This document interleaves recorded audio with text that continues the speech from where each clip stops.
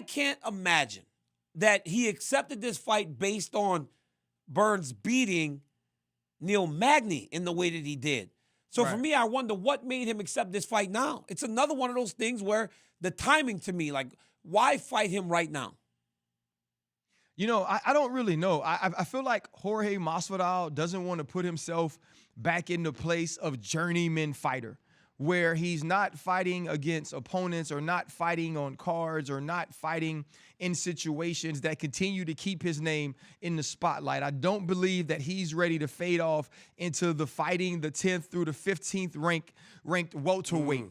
And so Gilbert Burns is still an opportunity to put yourself in fighting the top 5. It's going to be a fight that's going to be extremely difficult and a fight people expect him to lose. I believe Gilbert Burns has opened as a 5-1 favorite to win this fight. And let's truly look at who Jorge Masvidal is. Before he had his run in the UFC, which put him or gave him the opportunity to lose to Kamaru Usman twice, this was a fighter that was struggling to gain relevancy. It was the BMF that was created because of the flying knee off of the cage early on to put an end to a fight, because, you know, you beat Stephen Wonderboy Thompson. And so there were all these things that went on that gave him sort of this momentum. Since then, and since being in the octagon with elite talent, Jorge Masvidal has not only not won fights, he hasn't looked great. He has never been back to that dynamic fighter that brought him to that point. And so in fighting against a Gilbert Burns, one, it's a risk, but it's also showing that now Gilbert Burns has put himself in a position where I'll fight anybody.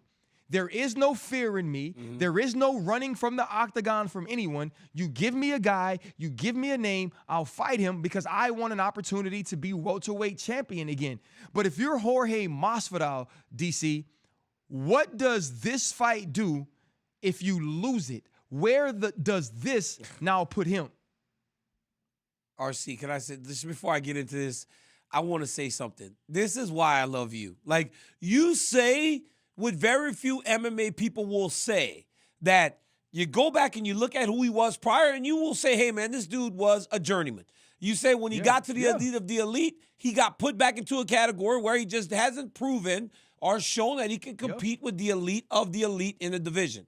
So it's like, not many people in this sport will say that. I will say it because I'm secure, and I get attacked all the time for it, but I'm secure in all that I've done. You'll say it, and that's why you take someone that comes into the sport and has nothing to gain by friendships, right? A lot of people base their opinions on friendships. I love that, bro, because that's what most people will say. And remember, Nate Diaz was mad at you because you said the same type of thing. Everybody says won't say the things that are true in these situations, and that's true. That, bro. Masvidal's fighting Gilbert Burns in a situation, RC, where he's number 11. He's a 5-1 underdog, and if he wins, he exceeds expectation. If he doesn't, it's kind of something that's supposed to happen, and I think that's why for so long he was hesitant to take this fight. To get to your question, RC, it's must win. There is no doubt about it. You win, I mean, you don't go home because there's still going to be some star quality to him, but you win or you go back to that place from prior.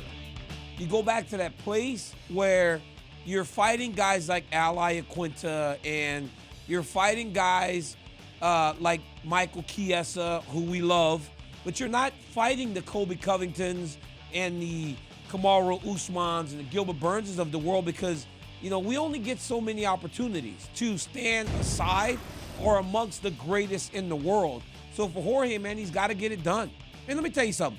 Jorge Masvidal and I have had things publicly said between us, but in person, dude's a complete gentleman. I have nothing against him in terms of who he is as a man and how he carries himself. He's Puerto Rican. He always asks about my wife and my children. He's a great guy. Like, he is a great guy, and I hold nothing against him.